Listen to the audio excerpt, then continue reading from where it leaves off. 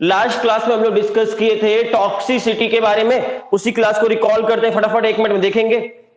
Toxicity हमने आपको बोला था, याद करिएगा, क्रिटिकल कंसंट्रेशन एक वर्ड पढ़ाया था, क्रिटिकल कंसंट्रेशन, याद है आप लोगों को? सुनो, सुनने में फोकस करो, जूम करिए वाले बच्चे। क्रिटिकल कंसंट्रेशन एक वर्ड आपको पढ़ाया था लास्ट क्लास में, याद है ये वर्ड? क्रिटिकल कंसंट्रेशन, जूम करेंगे फट जाएगी स्क्रीन, नहीं दिखेगा, और रहने दो, ऐसे ही रहने दो। क्रिटिकल कंसंट्रेशन, एक कंसंट्रेशन पढ़ाया था, क्रिटिकल कंसंट्रेशन, वो मिनिमम अमाउंट ऑफ मिनरल्स जिसमें आपका कोई भी चीज जिससे कम हुआ, ध्यान समझना, इधर देखो, वो मिनिमम अमाउंट ऑफ चीज मिनरल्स अगर उस मिनिमम अमाउंट से कम हुआ तो प्लांट्स में बीमारी हो जाएगी, डिफिशियंसी हो जाएगी, उस मिनिमम अमाउंट को क्रिटिकल कंसंट्रेशन कहते हैं। याद है आप लोगों को? क्रिटिकल कंसंट्रेशन वो कंसंट्रेशन जिससे अगर थोड़ा भी कम हुआ तो क्या हो जाएगा, प्लांट्स को डिफिशियंसी हो जाएगी, बीमारी हो जाएगी, प्लांट में बीमारी दिखने लगेंगे, सिम्टम्स दिखने लगेंगे अगर इस कंसंट्रेशन से थोड़ा भी कम हुआ तो। और ये अलग अलग प्लांट का क्रिटिकल कंसंट्रेशन अलग अलग होता है। तो क्रिटिकल कंसंट्रेशन वो कंसंट्रेशन है जिससे थोड़ा भी कम हुआ तो प्लांट्स में डिफिशियंसी हो जाएगी, बीमारियां हो जाएंगी, और बीमारियां होंगी तो डिफिशियंसी की वजह से, प्लांट में कमी की वजह से डिफिशियंसी हो जाएगी, और डिफिशियंसी की वजह से कुछ सिम्टम्स आ जाएंगे, सिम्टम्स दिखाई देने लगेंगे, जिस एलिमेंट की कमी होगी उस हिसाब से उसमें सिम्टम्स स्टार्ट हो जाएंगे। तो अलग अलग प्लांट्स की अलग अलग एलिमेंट की डिफिशियंसी से अलग अलग तरह के सिम्टम्स दिखाई देंगे। इतनी सी बात क्लियर है? अगर रिपीट कर रहे हैं, ध्यान से सोचकर आंसर देना, क्वेश्चन है, आंसर देना। अगर नाइट्रोजन का क्रिटिकल कंसंट्रेशन है 5 mg पर लीटर प्लांट के लिए, ठीक है, 5 mg पर किलोग्राम, सपोज पर किलोग्राम ले लेते हैं, ठीक है, पर किलोग्राम, तो बताइए अगर इतना ही प्लांट में नाइट्रोजन अवेलेबल है सॉइल में, तो बताइए 5 mg पर किलोग्राम अगर अवेलेबल है तो प्लांट में डिफिशियंसी होगी या नहीं होगी? 6 होगा तो नहीं होगी, लेकिन अगर 4 हुआ तो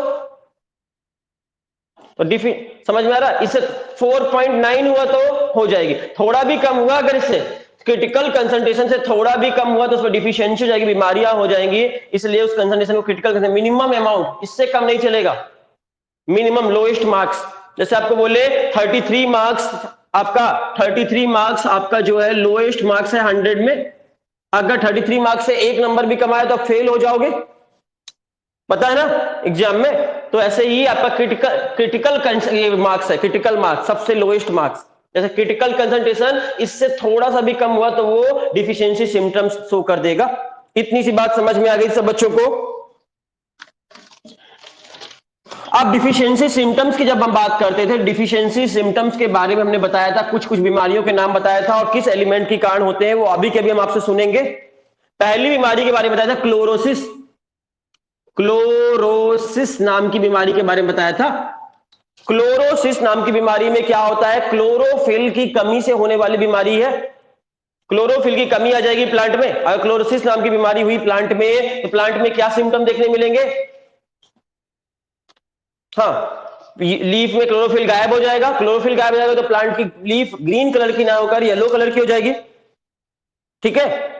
इसका ट्रिक बताए थे, इसका ट्रिक क्या बताए थे? मॉन्क फिर मांगे मंजन, मॉन्क्स मॉन्क्स फिर मांगे मंजन, ये ट्रिक है, अभी कभी याद करना है, अभी कभी सुनेंगे हम आपसे। मॉन्क्स फिर मांगे मंजन, इस ट्रिक को कोड करेंगे तो पहला वर्ड है MO मॉलीवेडनम, दूसरा है नाइट्रोजन, तीसरा है पोटेशियम, चौथा है सल्फर, फिर से क्या बनेगा, फिर का बताओ? आयरन Fe, मांगे से मंजन से Mn और मन हो गया, Mn से मन हुआ, मन और जन, दो वर्ड है इसमें, MnZn, इतने वर्ड आपके, इतने एलिमेंट्स की, इन एलिमेंट्स की कमी हुई। किस किस एलिमेंट की बात कर रहे हैं? Molybdenum, nitrogen, potassium, sulphur, iron, magnesium, manganese या जिंक, इन आयंस की अगर कमी हुई प्लांट्स में तो कौन सी बीमारी होती है? क्वेश्चन पूछेंगे आपसे। क्लोरोसिस, नोट डाउन करते जाइए आप लोग नोट डाउन करते जाइए। किस ट्रिक से कैसे याद करेंगे? तो अगर क्लोरोसिस बीमारी, मॉन्क्स फिर मांगे मंजन, ये ट्रिक से याद कर सकते हैं। क्लोरोसिस बीमारी का एग्जांपल है। क्लोरोसिस मतलब पीला पड़ना। सोचो, ध्यान से समझना, याद रखने का ट्रिक भूले ना जिससे आपसे। ध्यान से सुनना, आपके दांत पीले हो जाएंगे तो आप क्या मांगोगे? मंजन मांगोगे। तो मंजन पीला वाला, येलो, लीफ पीली पड़ गई है, देखो लीफ पीले रंग की हो गई। क्यों हो गई? क्लोरोसिस में ग्रीन कलर गायब हो गया, क्लोरोफिल गायब हो गया, लीफ पीली पड़ गई। तो क्या मांग रही है लीफ? मंजन मांग रही है। तो मॉन्क्स फिर मांगे मंजन, मंजन वाला ट्रिक याद रखना है। अगर पीली पड़ गई है लीफ तो क्लोरोसिस हुआ है। तो दूसरी बीमारी के बारे में पढ़ाए थे आपको, नेक्रोसिस। नेक्रोसिस, नेक्रोसिस का मतलब होता है टिश्यू डेथ होना। अगर नेक्रोसिस नाम की बीमारी होगी तो टिश्यू डेथ हो जाएंगे, नहीं हो जाएंगे? बात नहीं करो, किसी की आवाज आ रही है, म्यूट करो। जो कोई भी घर में बात कर रहा है वो म्यूट कर लो। नेक्रोसिस, टिश्यू की डेथ हो जाएगी। नेक्रोसिस में टिश्यू की डेथ हो जाएगी, टिश्यू मरने लगेंगे, नेक्रोसिस होने लगेगी, टिश्यू की डेथ हुई। क्यों हुई डेथ? कोई मर गया तो बोले कुक की गलती है, तो बोले कुक का मग में पी लिया था किसी ने। तो क्या है इसका? है कुक का मग। क्यों मरा वो आदमी? कोई टिश्यू क्यों मर रहा है? टिश्यू डेथ क्यों कर रहा है? कुक का मग था, और तुम उसे पानी पी लोगे तो मर जाओगे, क्योंकि वो कुक का मग था। तो इसका ट्रिक क्या है? कुक का मग, कुक का मग। किसका मग था वो? कुक का। और तुम उसमें पानी पी लोगे तो क्या हो जाओगे? मर जाओगे, टिश्यू डेथ हो जाएगी आपकी, आपके टिश्यू डेथ होने लगेंगे, क्योंकि कुक का मग है। कुक का स्पेलिंग बोलो, डिकोड करो। के कू की स्पेलिंग CUC, और इस का की स्पेलिंग बोलो, का की के, कुक। का की स्पेलिंग बोलो, KACA, और मग की स्पेलिंग, तो कुक का मग की स्पेलिंग क्या हुई? कुक का मग। नेक्रोसिस बीमारी, कुक का मग। कुक का मग की स्पेलिंग बोलो।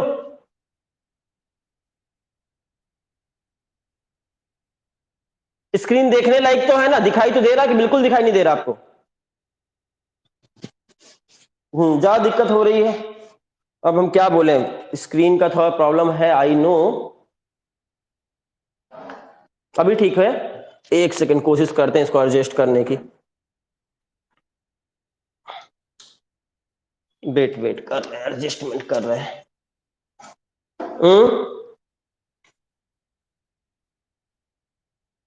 कोई बात नहीं, थोड़ा सही हुआ क्या पहले से? चलेगा। और लाइट, लाइट थोड़ा सा पीछे की बंद कर देना। कुछ लाइट बंद करते हैं, देखते हैं। तो अभी इतना समझ में आया, नेक्रोसिस का एग्जांपल क्या था? टिश्यू डेथ होती है। और नेक्रोसिस में अभी ठीक है, लाइट यानी बंद होने से अच्छा हुआ खराब हुआ? वो रहने दे, जलने देना वाली, ये दोनों बंद बस कर दो बस।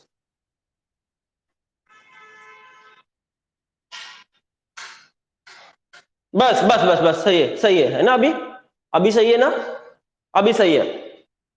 चलो, तो क्लोरोसिस नाम की बीमारी जब होगी तो आपका उसका एग्जांपल है ना, किसके एलिमेंट की कमी होती है? Molybdenum, nitrogen, potassium, sulphur, iron, magnesium, manganese और जिंक, इन एलिमेंट्स की कमी होगी तो आपको क्लोरोसिस नाम की बीमारी होगी। नेक्रोसिस कब होगा? कॉपर की कमी हुई, पोटेशियम की कमी हुई, कैल्शियम की कमी हुई, मैग्नीशियम की कमी हुई, इनमें से किसी भी एलिमेंट की कमी हुई तो नेक्रोसिस नाम की बीमारी हो जाएगी। नेक्रोसिस मतलब सेल डेथ।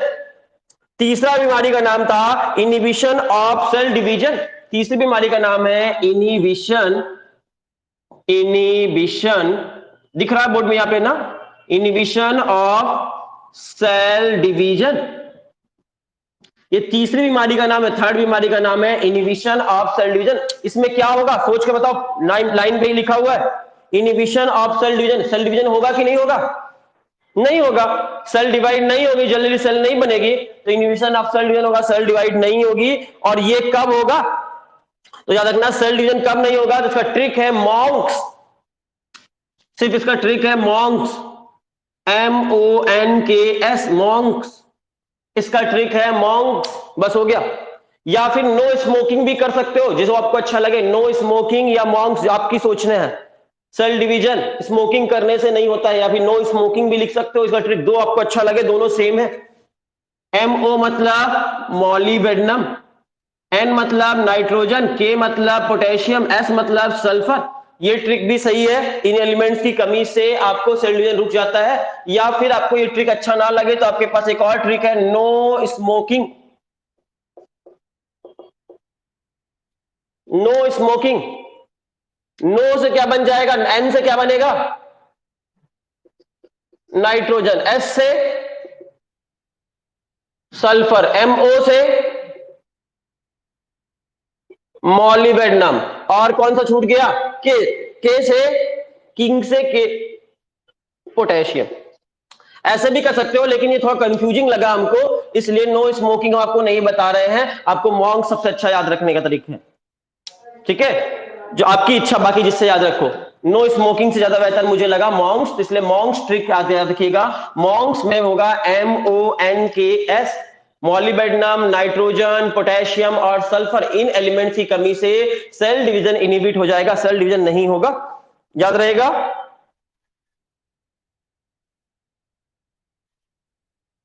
नेक्स्ट है delay in flowering.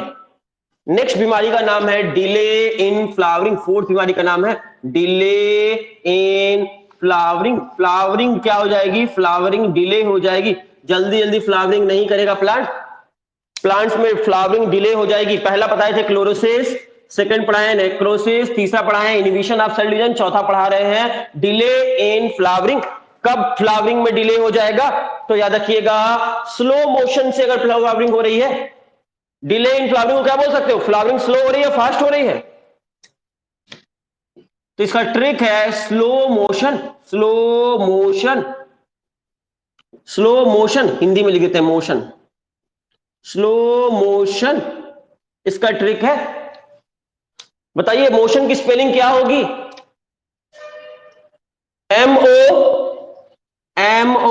MOSN, molybdenum, sulphur और नाइट्रोजन। मोशन, मॉलिबेडनम, सल्फर और नाइट्रोजन, ये तीन एलिमेंट्स की कमी से कौन सी बीमारी होती है, ये चार बीमारियों के बारे में आपका लिखा हुआ। चारों बीमारियां कमी की वजह से हो रही है, अधिकता से हो रही है, किसी एलिमेंट की कमी से या एक्सेस वजह से, डिफिशियंसी। तो डिफिशियंसी का होने वाले चार बीमारियों के नाम, प्लांट में डिफिशियंसी का होने वाली चार बीमारियों के नाम, chlorosis, necrosis, inhibition of cell division और डिले इन। तो आपसे क्वेश्चन पूछा जाएगा कि किस एलिमेंट की कमी से फ्लावरिंग रुक जाएगी या स्लो हो जाएगी, वो कौन सा एलिमेंट है, मॉलिबेडनम, सल्फर और नाइट्रोजन। ये तीन एलिमेंट्स हैं जिनकी कमी से फ्लावरिंग रुक जाती है, मोशन इसका ट्रिक है। कोई दिक्कत यहां तक समझने में आप लोगों को, कि हम लोगों ने लास्ट क्लास में ऑलरेडी पढ़ रखा था, अभी आपको क्विक रिवीजन करा दिया। डिफिशियंसी से होने वाली बीमारी, क्रिटिकल कंसंट्रेशन मालूम चला, जिस कंसंट्रेशन से कम होने पर ये सब होते हैं उस कंसंट्रेशन को क्रिटिकल कंसंट्रेशन कहते हैं। इन चारों बीमारियों को में क्या क्या सिम्टम है पता है ना आपको। नेक्रोसिस होगी तो टिश्यू मरने लगेंगे, क्लोरोसिस होगी तो प्लांट में ग्रीन पार्ट कम होने लगेगा, प्लांट येलो होने लगेगा। इनहिबिशन ऑफ सेल डिवीजन होगा तो सेल डिवीजन रुक जाएगा, सेल डिवाइड नहीं करेगी। और डिले इन फ्लावरिंग, फ्लावर नहीं खिलेगा सही समय पर। अगर फ्लावर आज खिलना था तो कल खिलेगा, परसों खिलेगा, 2-3 दिन बाद खिलेगा, लेट खिलेगा, सही समय पर फ्लावर नहीं खिलेगा, डिले इन फ्लावरिंग। इतनी बात आपको समझ में आ गई सभी बच्चों को, क्लियर है। तो अब अगला पार्ट पढ़ना है टॉक्सिसिटी ऑफ माइक्रो न्यूट्रिएंट्स। अब ध्यान से समझना, आपको पढ़ाए थे न्यूट्रिएंट्स कितने तरह के होते हैं, माइक्रो और मैक्रो पढ़ाए थे ना। माइक्रो न्यूट्रिएंट्स किसे कहते हैं, MICRO, माइक्रो मीन्स ज्यादा चाहिए होंगे या कम चाहिए होंगे प्लांट को। ऐसे एलिमेंट्स जो प्लांट्स को कम चाहिए होते हैं उनको माइक्रो न्यूट्रिएंट्स के नाम से जानते हैं, जो ज्यादा चाहिए होते हैं उन्हें मैक्रो न्यूट्रिएंट कहते हैं। माइक्रो मीन्स कम है ना, तो माइक्रो न्यूट्रिएंट प्लांट को कम चाहिए होंगे या ज्यादा चाहिए होंगे, कम चाहिए होंगे, कितने से कम? लास्ट अमाउंट बताओ, किस एलिमेंट किससे कम चाहिए होंगे कंसंट्रेशन, कितना कंसंट्रेशन से कम? वेरी गुड, 10 मिली मोल पर केजी ड्राई वेट के केस में बात कर रहे हैं, इससे कम चाहिए होंगे। अगर इससे कम मिले तो जिसकी जरूरत होती प्लांट को, इससे कम जरूरत होती है, लेस देन 10 मिली मोल से कम जरूरत होती है, इसलिए इनको माइक्रो न्यूट्रिएंट्स कहते हैं। प्लांट को कम अमाउंट में चाहिए, ज्यादा अमाउंट चाहिए ये एलिमेंट? कम अमाउंट।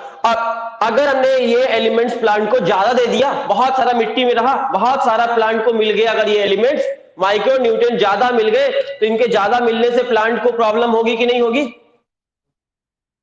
तो बोलेंगे excess of micro nutrient, excess of micro nutrient की वजह से, एक्सेस ऑफ माइक्रोन्यूट्रिएंट की वजह से अगर प्लांट की ग्रोथ रुक जाए, कितनी रुक जाए? उसके वेट में कम से कम 10% कमी आ जाए।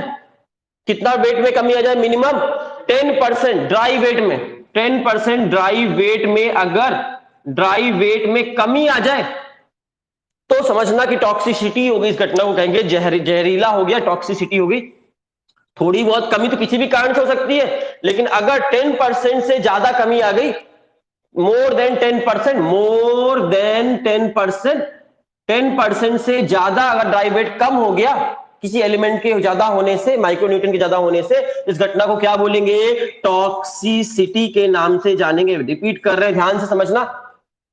सपोज एक एलिमेंट है, सपोज कोई एलिमेंट है, माइक्रोन्यूट्रिएंट का कोई नाम बताओ।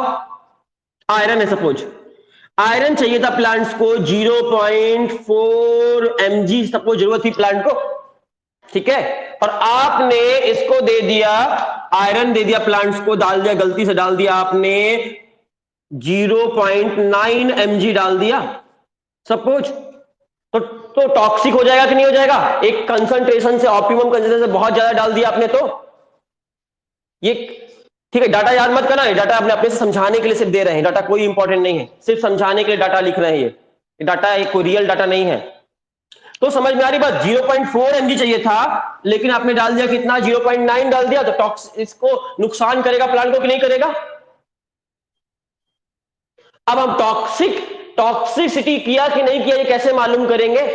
तो ध्यान से समझना, अगर 0.4 डालने से इसका वजन 5 किलो था, कोई प्लांट का ग्रोथ हो रहा था, 5 किलो ड्राई वेट था, लेकिन आपका इतना डाल देने से इसका वजन कम हो जाएगा कि नहीं हो जाएगा?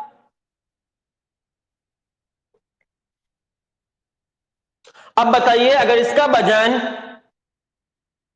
5 kg ही है तो टॉक्सिसिटी हुई या नहीं हुई?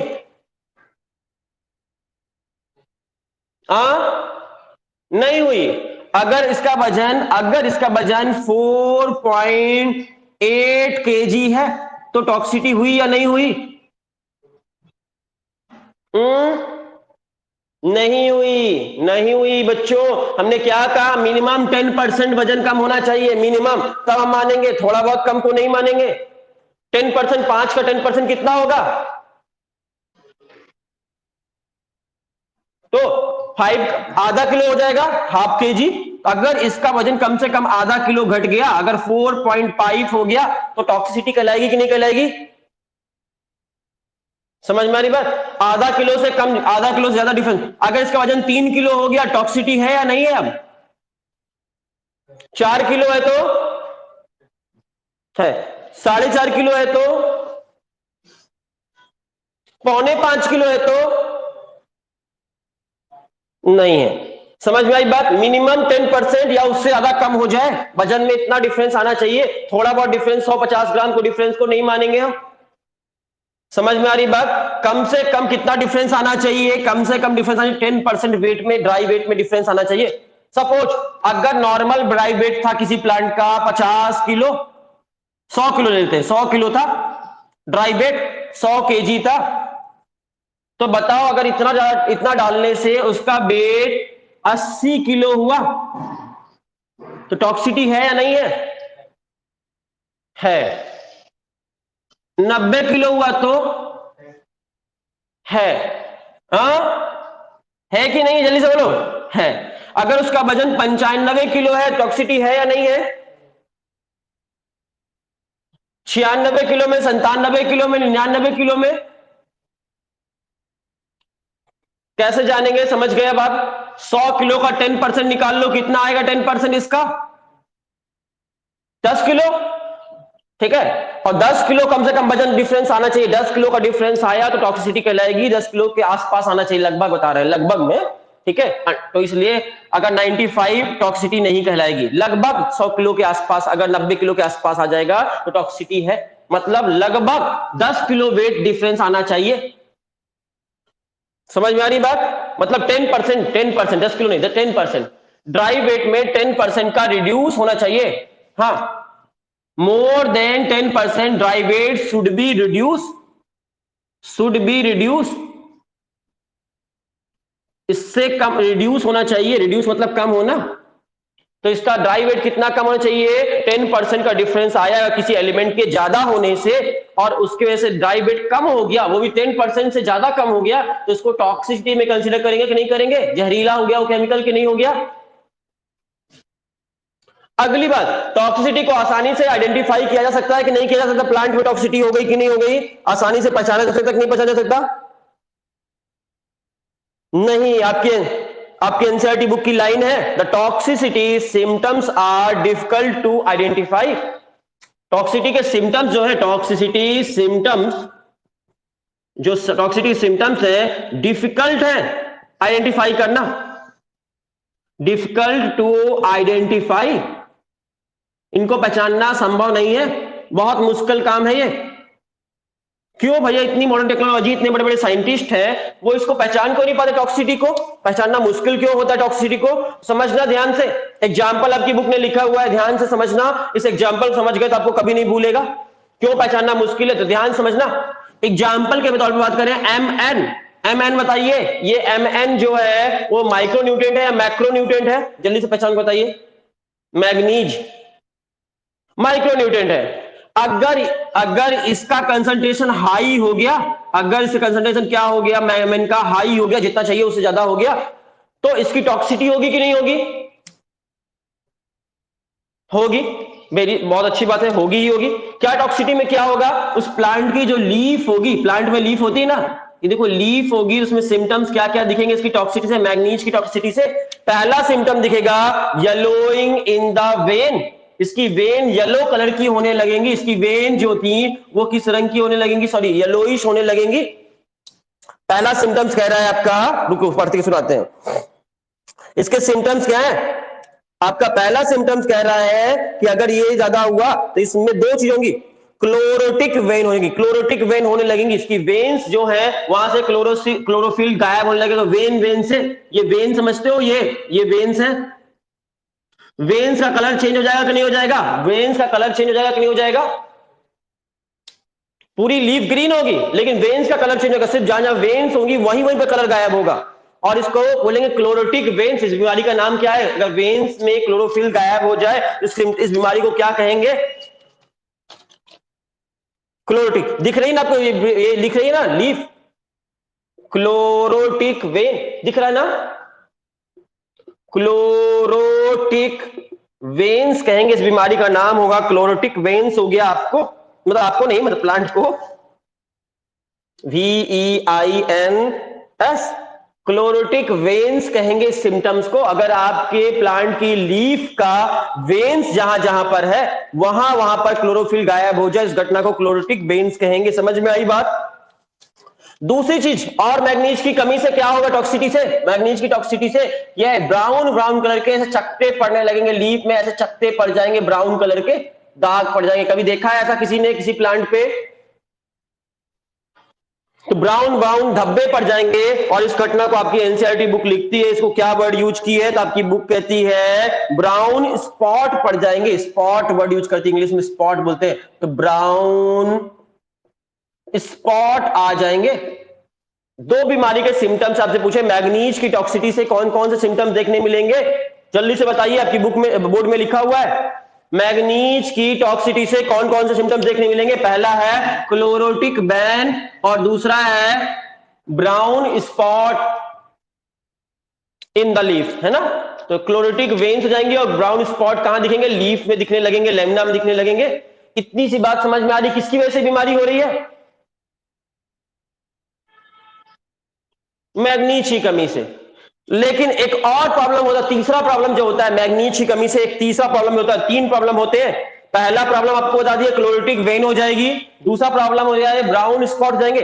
तीसरा का प्रॉब्लम जाएगा कि प्लांट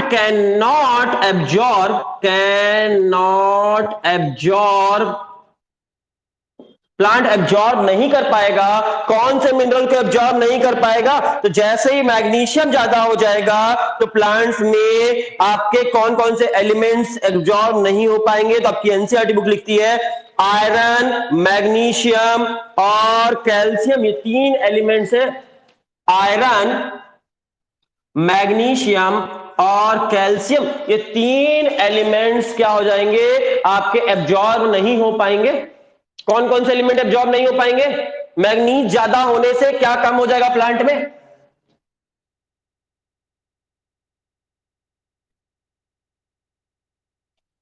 इनकी ये ज्यादा होने से, हाई होने से ये क्या हो जाएगा? ऑटोमेटिकली लो हो जाएगा, एक दूसरे के उल्टे चलते हैं। अगर किसी प्लांट में मैग्नीज की टॉक्सिटी हो जाएगी तो उसमें कौन से एलिमेंट कम हो जाएंगे? आयरन, मैग्नीज और कैल्शियम। ठीक है, कैल्शियम। मैंने फेंका मग है, मैंने फेंका मग, इसका ट्रिक याद कर सकते हो ऐसा चाहो तो।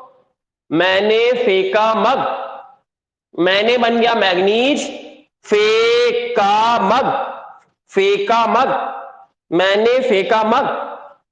किसने फेंका मग? मैंने ने फेंका। तो मैंने यहां पर दुश्मन कौन है? कौन फेंक रहा मग को? दुश्मन कौन हुआ यहां पर? मैंने, है ना, मैग्नीज। उसने क्या कर दिया? मैंने ने क्या कांड कर दिया? फेंका मग। फेंका मग कैसे लिख दो? हाँ, फेंका मग, वो मग ढूंढ रहा।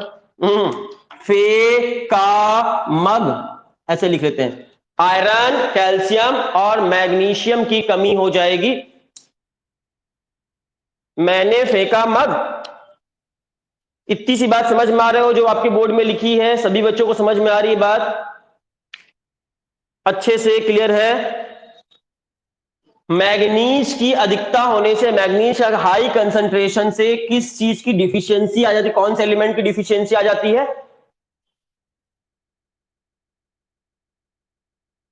अब अब बताओ, ये होगा तो ये होगा ही, कंफर्म है। अब बताना कि ये ब्राउन स्पॉट या क्लोरेटिक वेन्स आयरन की कमी से हुआ है या मैग्नीशियम की ज्यादा से हुआ है? कैसे कह सकते हो? कह सकते हो क्या? पेड़ को दो बीमारी एक साथ हो गई, ये एलिमेंट कमी है और ये एलिमेंट ज्यादा है। अब ज्यादा की वजह से हुआ या कम की वजह से हुआ? कैसे कह सकते हो? कह सकते हो? नहीं कह सकते, इसीलिए ये डिफिकल्ट है कहना। समझ में आई बात? कैल्शियम की कमी से हो सकता है ये सिम्टम्स हो सकता है मैग्नीशियम की कमी से ये सिम्टम्स हो सकता है आयरन की कमी से ये सिम्टम्स हो, या हो सकता है मैग्नीज की अधिकता से ये सिम्टम्स हो। इन चारों में से किसी भी कारण से हो सकते हैं ना ये सिम्टम्स। तो इसलिए डिफिकल्ट है ना कहना कि कमी से हो रहा है या अधिकता से हो रहा है। एमएन की टॉक्सिसिटी की वजह से हुआ या आयरन, कैल्शियम और मैग्नीशियम की डिफिशियंसी की वजह से बीमारी हुई। कंफ्यूजिंग है कि नहीं है किसी के लिए भी? समझ पाए? तो यही आपकी एनसीईआरटी की बुक कहती है। एनसीईआरटी की लाइन पढ़कर सुनाते हैं, सुनना। आपकी एनसीईआरटी की बुक कहती है कि many time excess of element may be inhibit the uptake of another element. एक एलिमेंट का एक्सेस दूसरे एलिमेंट के एब्जॉर्प्शन को, अपटेक को क्या कर देगा? कम कर देगा। एक का ज्यादा होना, एक्सेस होना, दूसरे एलिमेंट्स के एब्जॉर्प्शन को, उसके अपटेक को कम कर सकता है कि नहीं कर सकता? एक की अधिकता से दूसरे की कमी हो सकती है। इसीलिए सिम्टम कहना मुश्किल है कि इसकी अधिकता से हुए हैं या इसकी कमी से हुए हैं सिम्टम।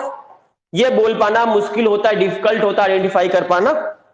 जैसे एग्जांपल तौर पे मैग्नीज की अधिकता से मैग्नीशियम, आयरन और कैल्शियम की कमी आ जाएगी, अपटेक कम हो पाएगा। ठीक है, सबसे बड़ा दुश्मन किसका है? ये मैग्नीज, मैग्नीशियम का दुश्मन है। याद रखिए, मैग्नीज और मैग्नीशियम नाम मिलते जुलते, भाई भाई हैं दोनों, लेकिन दूसरे के दुश्मन है। सबसे बड़े दुश्मन भाई भाई ही होते हैं। तो मैग्नीज और मैग्नीशियम एक दूसरे के दुश्मन है, ठीक है। क्या करता है, इसके ट्रांसलोकेशन को सूट में ऊपर चढ़ने को रोक देता है, ऊपर चढ़ने ही नहीं देगा पेड़ में।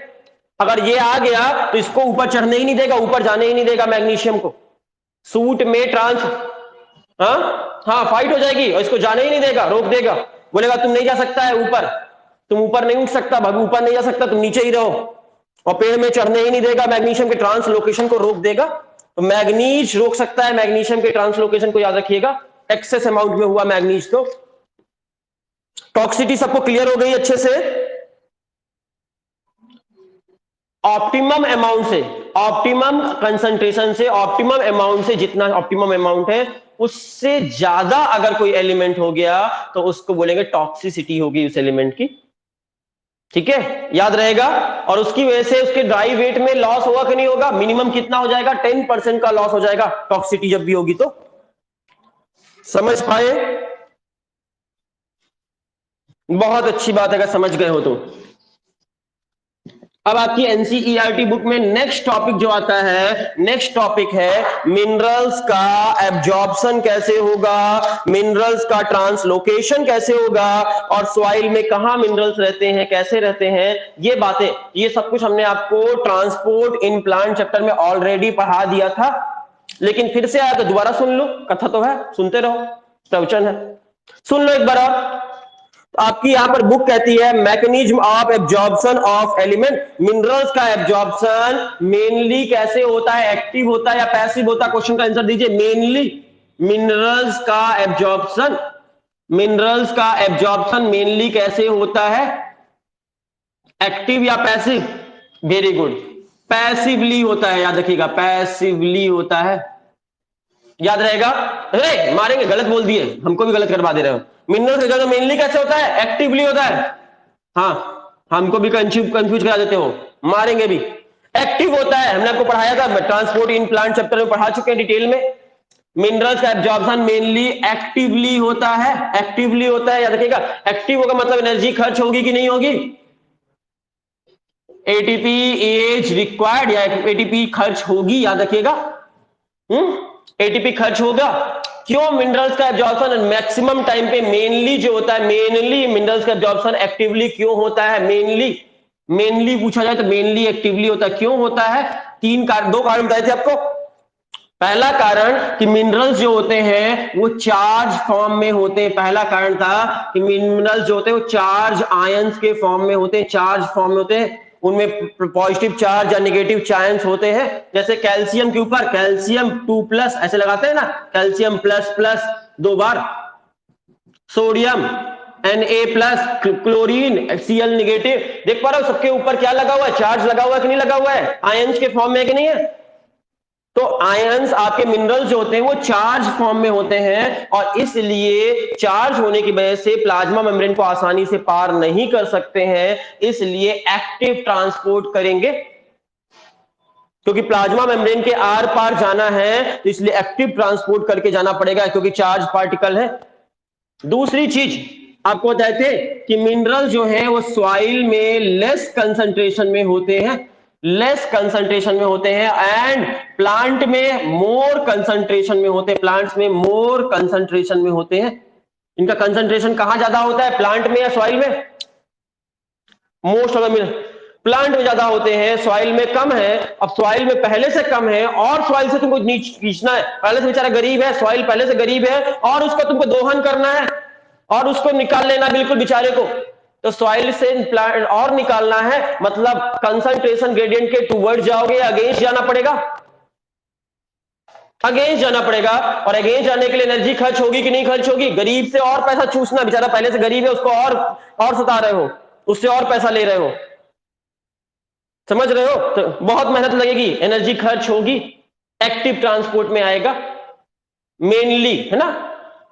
अच्छा जल्दी से बताना, इसमें प्लाज्मा मेम्ब्रेन के आर पार होकर जाएगा कि नहीं जाएगा, एक्टिव ट्रांसपोर्ट होगा तो प्लाज्मा मेम्ब्रेन के आर पार होकर जाएगा, और प्लाज्मा मेम्ब्रेन के आर पार ऐसे मिनरल्स जाएंगे, मिनरल्स कहां होंगे, सॉइल में होंगे, याद करो सॉइल में मिनरल्स होंगे, सॉइल से मिनरल्स कहां आएंगे, रूट की हेयर में आएंगे, रूट हेयर में आएंगे, रूट हेयर से एपिडर्मिस में जाएंगे, चैप्टर पुराना चैप्टर याद करो, पढ़ा चुके हैं आपको, एपिडर्मिस में आएंगे, एपिडर्मिस से कॉर्टेक्स में आएंगे, कॉर्टेक्स से आपके कहां जाएंगे, एंडोडर्मिस में जाएंगे, एंडोडर्मिस से कहां जाएंगे,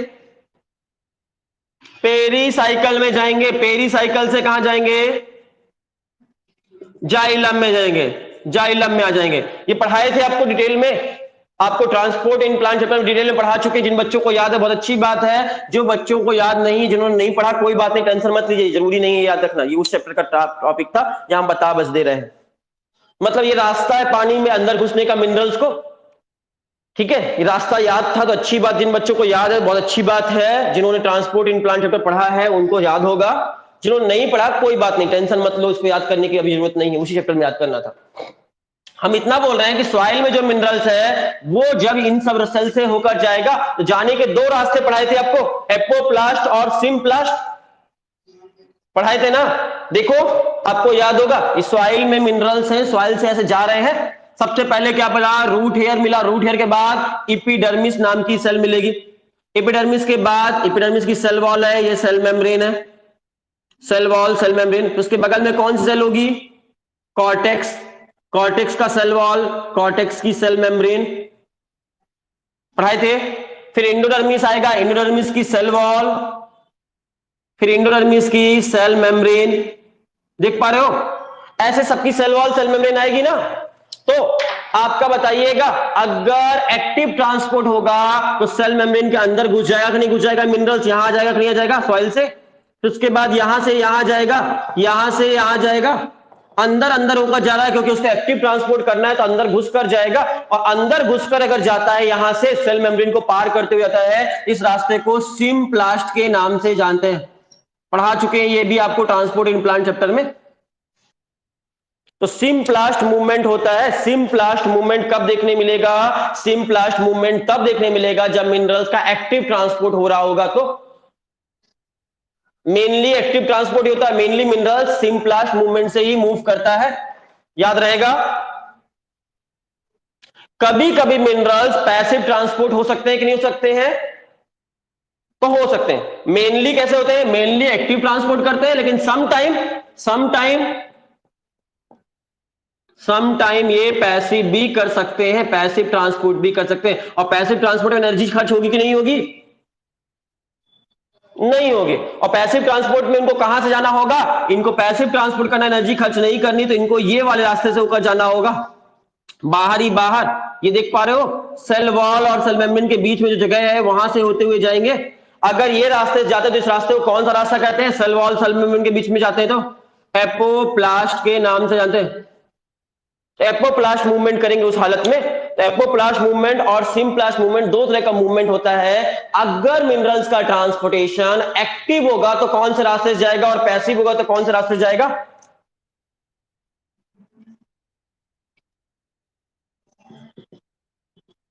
एक्टिव हुआ तो इससे, पैसिव हुआ तो इससे, याद रहेगा सभी बच्चों को। पैसिव ट्रांसपोर्ट होगा तो एपोप्लास्ट मूवमेंट होगा, अगर एक्टिव अगर सिम्प्लास्ट मूवमेंट हो रहा तो एक्टिव होगा। ये बात सभी बच्चों को समझ में आई। तीसरी बात, मेनली कैसे होता है, पहला लाइन बताया मेनली कैसे होता है, एक्टिव होता है।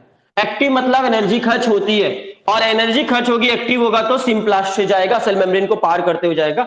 लेकिन कभी कभी पैसिव भी होता है मिनरल का ट्रांसपोर्टेशन, और एपोप्लास्ट से होकर भी चला जाता है कभी कभी। अगली लाइन ध्यान से समझना, आपसे अगला लाइन क्वेश्चन है, यूनिडायरेक्शनल मूवमेंट होगा या बाई डायरेक्शनल मूवमेंट होगा, सिर्फ एक तरफ जा सकता है, दोनों तरफ जा सकता है, यूनिडायरेक्शनल होगा। तीसरी बात बोले, किसके थ्रू जाएगा, कौन से ऐसे टिश्यू है जो ऊपर ऊपर की ओर इसको लेके जाएंगे, असेंडिंग ऑर्डर में, पेड़ में असेंडिंग जाएगा डिसेंडिंग जाएगा, पहले बताओ। प्लांट में मिनरल का ट्रांसपोर्ट असेंडिंग होगा या डिसेंडिंग होगा, क्या होगा, असेंडिंग होगा। जाइलम के थ्रू होगा कि फ्लोएम के थ्रू होगा, किसके थ्रू जाएंगे ये सब, किस रास्ते से होते हुए जाएंगे, जाइलम, जाइलम के थ्रू जाएगा। तो ट्रांसपोर्टेशन किसके थ्रू होगा, जाइलम के थ्रू जाएंगे। जाइलम नाम की जो सेल है, जाइलम मिनरल्स को ऊपर तक लेकर जाता है। और कौन सा फोर्स ऊपर खींचेगा, ट्रांसपोर्ट इन प्लांट चैप्टर में पढ़ चुके हो सब कुछ, कौन सा फोर्स है जो ऊपर से खींचेगा इसको,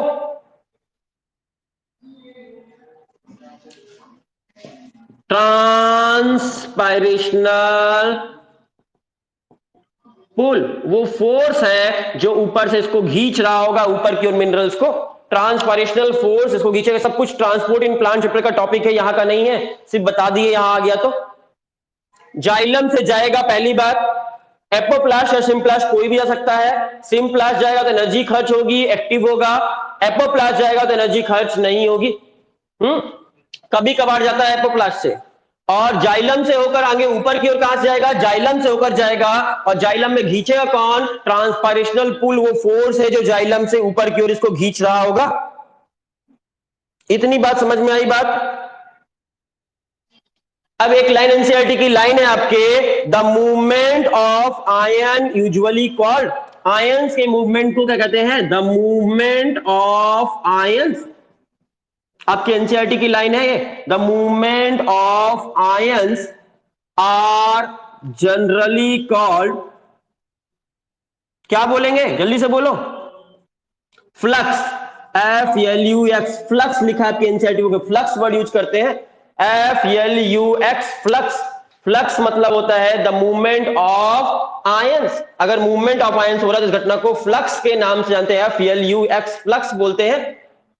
अब जल्दी से बताओ, मिनरल्स अगर सेल के अंदर घुस रहा है, देखो इस सेल के अंदर घुस रहा ना, तो मिनरल सेल के अंदर घुस रहा, इस घटना को क्या कहेंगे, अंदर को क्या बोलते हैं, अंदर को इन कहते हैं इंग्लिश में ना। तो इस घटना का नाम क्या होगा, अंदर घुस रहा होगा तो इनफ्लक्स। और अगर सेल से बाहर निकल रहा है, सेल से बाहर निकलते हुए दिखेगा तो क्या बोलेंगे, इफ फ्लक्स, इफ, EF लग जाएगा, if flux, if flux, EFFLUX, influx और इफ फ्लक्स दो तरह का हो सकता है मूवमेंट। सेल के अंदर जाएगा तो इनफ्लक्स बोलेंगे, सेल से बाहर निकलेगा तो इफ फ्लक्स बोलेंगे। समझ में आई बात। मिनरल्स के, आयंस के प्लांट में मूवमेंट को क्या कहते हैं, the movement of ions are generally called flux बोलते हैं, फ्लक्स बोलते हैं। सेल के अंदर घुस रहा तो क्या बोलेंगे, और सेल के बाहर निकलेगा तो क्या बोलेंगे, if flux. Influx, if flux word भी क्लियर हो गया आपको। अगला पैराग्राफ पढ़ते हैं, soil reservoir of essential element. आपसे कोई पूछे एसेंशियल एलिमेंट्स आपको प्लांट को कहां से मिलते हैं, मेनली कौन सा जगह है जहां से मिनरल्स मिलते हैं प्लांट को, सॉइल है, तो soil is reservoir, soil reservoir है। तो पढ़ते हैं इसको, एनसीईआरटी की लाइन क्या कहती है, majority of nutrients that are essential for the growth and development of the plants become available to the root due to the weathering and breakdown of rocks. कहां से मिलेगा, सॉइल से मिलेगा। सारे मिनरल जो भी प्लांट को ग्रोथ डेवलपमेंट के लिए चाहिए, सारे एलिमेंट्स कहां से मिलेंगे, सॉइल को, प्लांट को सॉइल से मिलेंगे। ठीक है, सॉइल में कहां से आएंगे, तो जब सॉइल में वेदरिंग होता है, बिजली बिजली चमकती है, बादल गरजते हैं, बिजली चमकती है, बादल गरजते हैं, बारिश होती है, और जब ब्रेक डाउन ऑफ रॉक्स होता है, पत्थर चट्टानें टूटती हैं, तो उनसे मिनरल्स निकलते हैं, उनसे मिनरल्स आते हैं। और इस तरह सॉइल में मिनरल्स आ जाते हैं कि नहीं आ जाते हैं। और सॉइल में जो मिनरल्स आते हैं वो ऑर्गेनिक फॉर्म में होते हैं कि इनऑर्गेनिक फॉर्म में होते हैं, हाँ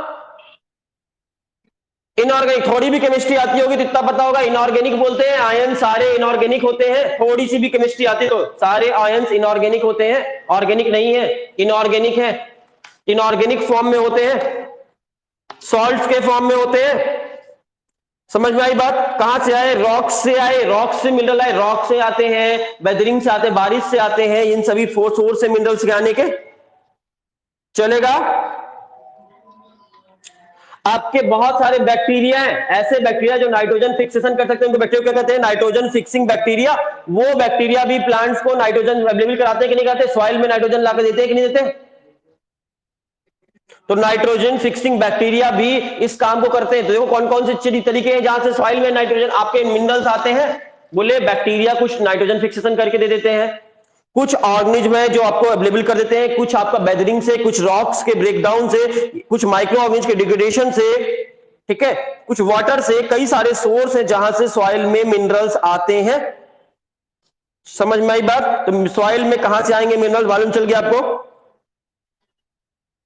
और आपकी बुक लिखती है, आप खेतों में कभी फर्टिलाइजर डाले हो, आप लोग खेतों में खाद डाले हो, तो जब खेतों में फर्टिलाइजर डालते हैं, खाद डालते हैं, तो खाद में भी क्या होते हैं, मिनरल्स होते हैं कि नहीं होते? तो इस तरह सॉइल में मिनरल समझ में आया कहां से आए, कौन कौन सोर्स थे? वेदरिंग से आ गया, आपके तो बारिश से आ गया, वाटर से आ गया, आपके कोई एनिमल्स मरा तो उसके सड़ने से आ गया, माइक्रो ऑर्गेनिज्म की वजह से आ गया, और आपके था कि खाद वगैरह डालने से, फर्टिलाइजर डालने से भी आ गया। इस तरह सॉइल रिजर्वायर है कि नहीं मिनरल्स का? समझ में आया? हाँ, एक सेकंड बस। ऑर्गेनिक फॉर्म में होंगे कि इनऑर्गेनिक फॉर्म में होंगे उसमें? हाँ, ट्रांसपोर्टेशन किसके थ्रू होगा? मिनरल्स का मूवमेंट ट्रांसपोर्टेशन किसके थ्रू होता है? जाइलम के थ्रू होता है या फ्लोएम के थ्रू? जाइलम, ठीक है। Movement of ions is known as flux. और अगर सेल के अंदर घुस रहा है तो इनफ्लक्स, सेल से बाहर निकला तो इफ्लक्स। मिनरल्स का एब्जॉर्प्शन मेनली एक्टिव होता है या पैसिव होता है? एक्टिव होता है, एनर्जी खर्च होती है। क्यों एक्टिव होता है? क्योंकि चार्ज फॉर्म में होते हैं और सॉइल में कम होते हैं, इसलिए एक्टिव ट्रांसपोर्ट होता है मेनली।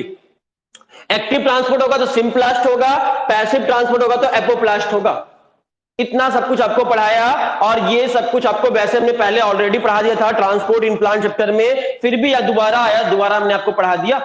यहां तक किसी को प्रॉब्लम तो पूछ सकते हो। भूषण, अब पूछो, कुछ पूछना चाहते थे आप लोग?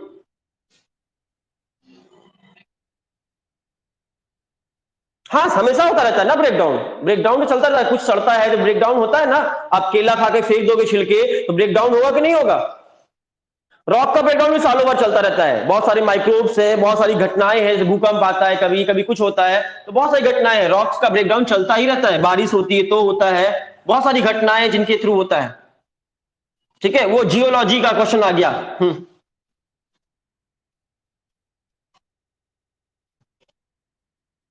हाँ हाँ, तो सॉइल के पास न्यूट्रिएंट इसलिए इकट्ठा होता है, प्लांट इतना खाते रहते हैं दिन भर, उसे एब्जॉर्ब करते रहते हैं, फिर भी प्लांट में सॉइल में खत्म कहाँ होता है? फिर भी सॉइल में है ना। आज भी था, कल भी था मिनरल्स, आज भी और हमेशा रहेगा। तो ये सब चीज घटना से आता रहता है उसमें। ठीक है, लेकिन प्लांट की तुलना में कम होता है सॉइल में, याद रखना। प्लांट्स के पास ज्यादा मिनरल्स होते हैं एज कंपेयर टू सॉइल, क्योंकि सारे वो खींच लेते हैं उससे। इसीलिए इसीलिए पेड़ में जमीन में खाद डालने की जरूरत होती कि नहीं होती? फर्टिलाइजर डालने की जरूरत होती कि नहीं होती? इसीलिए डालने की जरूरत होती कि इससे और भी सोर्स से मिल जाए।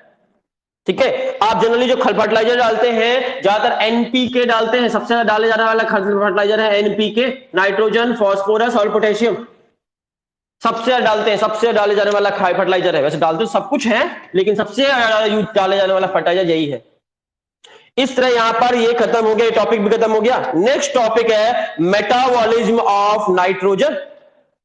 बहुत इंपॉर्टेंट टॉपिक है एग्जाम के पॉइंट ऑफ व्यू से, क्योंकि कई चैप्टर में ये चैप्टर के यहां से क्वेश्चन आते हैं। मेटाबॉलिज्म ऑफ नाइट्रोजन, नाइट्रोजन के बारे में पढ़ना, नाइट्रोजन साइकिल क्या होता है, नाइट्रोजन कन्वर्जन कैसे होता है, हमने आपको थोड़ा बहुत पढ़ाया था, वही चीज आपको डिटेल में पढ़नी है यहाँ पर। नाइट्रोजन का फिक्सेशन कैसे होता है, तो ये अब हम लोग कल की क्लास के लिए रखते हैं। ठीक है, तो कल की क्लास में नाइट्रोजन फिक्सेशन, नाइट्रोजन साइकिल, ये सब कुछ हम लोग पढ़ेंगे। नाइट्रोजन का मेटाबॉलिज्म कैसे होता है, ये कल की क्लास में हम लोग सीख जाएंगे। क्लियर है? और परसों की क्लास में चैप्टर खत्म हो जाएगा आपका, मतलब इस वीक में आपका ये चैप्टर खत्म हो जाएगा। समझ में आ रही बात? कल और परसों 2 दिन की क्लास में, 2 दिन क्लास में आराम से चैप्टर खत्म हो जाएगा। ठीक है, 1.5 क्लास का लगभग चैप्टर है हमारे पास, तो 2 क्लास है अभी, कल और परसों, तो हम लोग आराम से चैप्टर खत्म कर लेंगे। हाँ, सेम टाइम पे, कल भी सेम टाइम पे पढ़ते हैं। ठीक है ना, तो सेम टाइम में कल क्लास होगी, यही 11:13 पे, 11:30। ठीक है, 11:30, 5-10 मिनट आगे पीछे हो जाता है कभी कभी, लेकिन 11:30 का ही टाइम रखो आप। 11:30 पे कल क्लास होगी, चलेगा? ठीक है, यहां तक रिवीजन कर लेना। और YouTube पे हम डाल दे जा रहे हैं लेक्चर आपके, ये लेक्चर आपके YouTube पे डाल देते हैं और आपको शेयर कर देते हैं लिंक, आप वहां से जाकर रिवीजन कर सकते हो आराम से। YouTube में नेट ज्यादा खर्च नहीं होता है और आराम से आप वहां पर रिवीजन कर सकते हो इन सबका प्रैक्टिस। और आपको कल कल बहुत सारे क्वेश्चन भेजे थे, आपको मिले हैं चैप्टर वाइज, उनको बैठ कर आराम से प्रैक्टिस कर सकते हो, उन क्वेश्चन को प्रैक्टिस कर सकते हो खाली टाइम पे। ठीक है, खाली टाइम रहे तो प्रैक्टिस कर। बहुत सारी जगह के हैं, अलग अलग मेरे पास पड़े हुए थे, पता नहीं कहाँ के हैं, तो मेरे पास जो भी पड़े हुए थे मैंने आपको भेज दिए हैं। कोई बात नहीं, कहीं के भी होंगे, अच्छे हैं, कर लो। हाँ, बोलो बोलो। जल्दी बोलो, भेज दो व्हाट्सएप पे, हम रिप्लाई कर देंगे आपको, ठीक है। चलो, थैंक यू।